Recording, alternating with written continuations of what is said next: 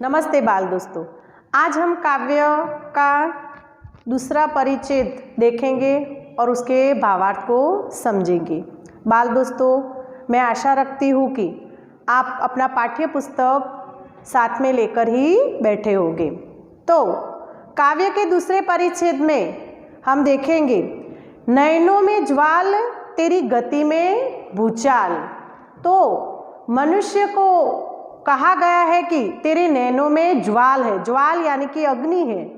तू जब क्रोधित होता है तो ऐसा लगता है कि मानो कि तुम्हारी आँखों में से अग्नि बरस रही है।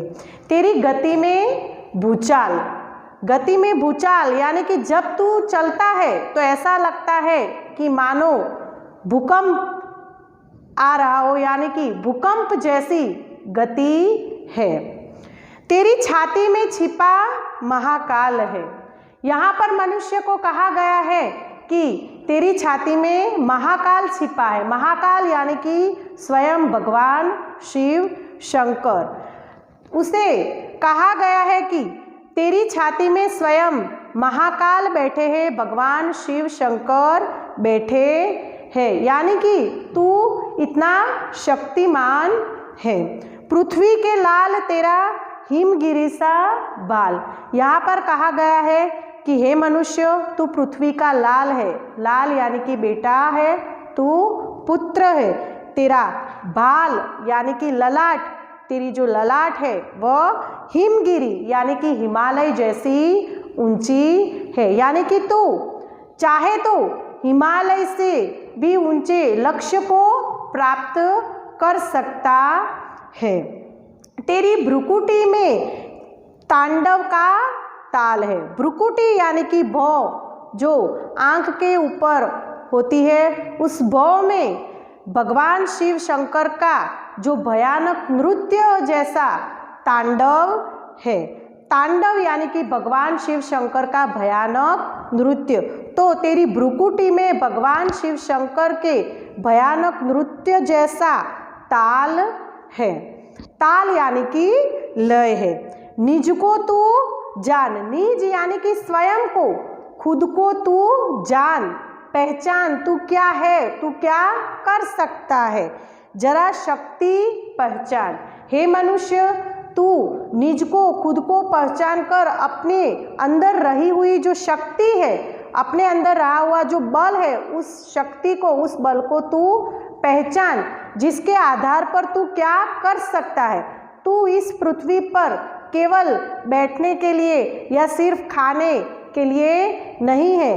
तू इस पृथ्वी पर अगर तूने जन्म लिया है तो इस पृथ्वी पर तुझे कुछ ऐसे कार्य करने होंगे, अपनी शक्ति को पहचान कर कुछ ऐसे लक्ष्य को प्राप्त करना होगा।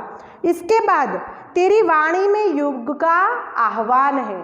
यहाँ पर मनुष्य को कहा गया है कि हे मनुष्य, तू इस युग के आह्वान को ललकार सकता है, ऐसा तुझ में आह्वान है। इस युग को तू कुछ कह सकता है, तू कुछ बता सकता है, ऐसा तुझ में आह्वान है। तो बाल दोस्तों, इस परिच्छेद में हमने मनुष्य के भीतर जो शक्ति है, मनुष्य क्या कर सकता है, उसके अंदर क्या क्या काबिलियत है, इस काबिलियत को हमने इस परिच्छेद में समझा। इसके भावार्थ को भी हमने समझा। इस परिच्छेद के अनुसंधान में हम यहाँ पर कुछ कठिन शब्दों को देखेंगे।